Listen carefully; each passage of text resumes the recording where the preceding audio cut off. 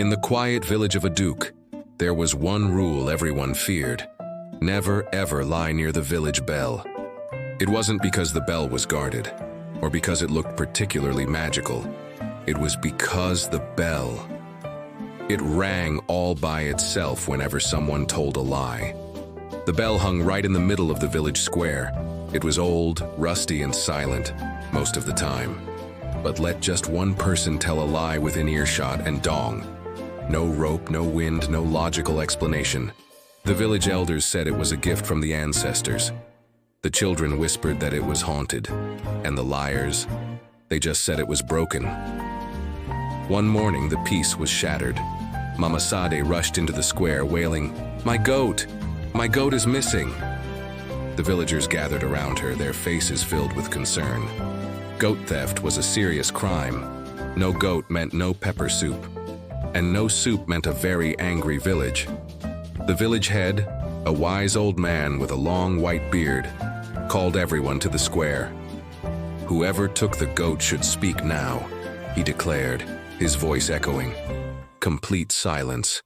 Then, one by one, people started stepping forward to clear their names. First up was Baba Kunle. He cleared his throat loudly.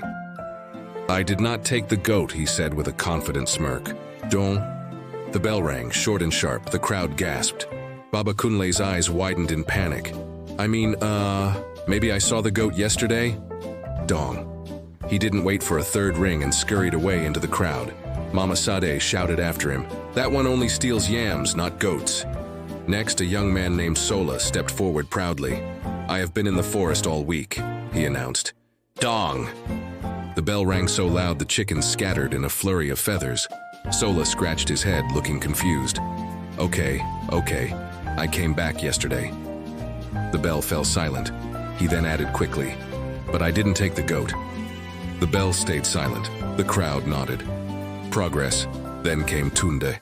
Everyone knew Tunde as Mr. Innocent, always smiling, always helpful, and always mysteriously nearby when things went missing.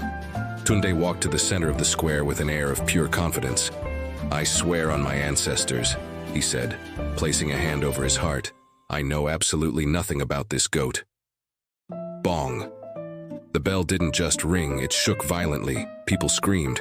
Even the bell sounded tired of all these lies. Tunde laughed nervously.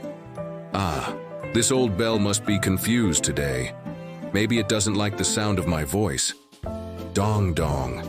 "Okay, fine," Tunde blurted out. "Maybe I touched the goat. Just a little." The bell was not amused. It continued its furious ringing. Sweat poured down Tunde's face. He finally threw his hands up in surrender. All right, I only borrowed the goat." The crowd roared back. "Borrowed?" "Yes, I plan to return it." Tunde fell to his knees, his confidence gone. In a small voice, he confessed, "I took the goat to impress my girlfriend." Silence. The entire village held its breath. And for the first time that morning, the bell was completely still. The goat was soon found tied up behind Tunde's hut, happily chewing on some leaves and looking like it was judging every single person in the square. Mama Sadi ran to hug her precious goat. The whole village erupted in laughter. Tunde had to apologize publicly and pay a hefty fine of yams, palm oil, and one very plump chicken. As the sun began to set, the village head raised his staff. "The bell does not punish thieves," he announced to the crowd. "It punishes lies." From that day forward, people in Aduk spoke very, very carefully near the village square. Some chose not to speak at all, because they all learned a valuable lesson. Truth is lighter than a lie. Lies make a lot of noise, and in Aduk village, the bell is always listening. Thanks for watching. If you enjoyed this story, don't forget to like, subscribe, and hit that notification bell for more tales from around the world. See you next time.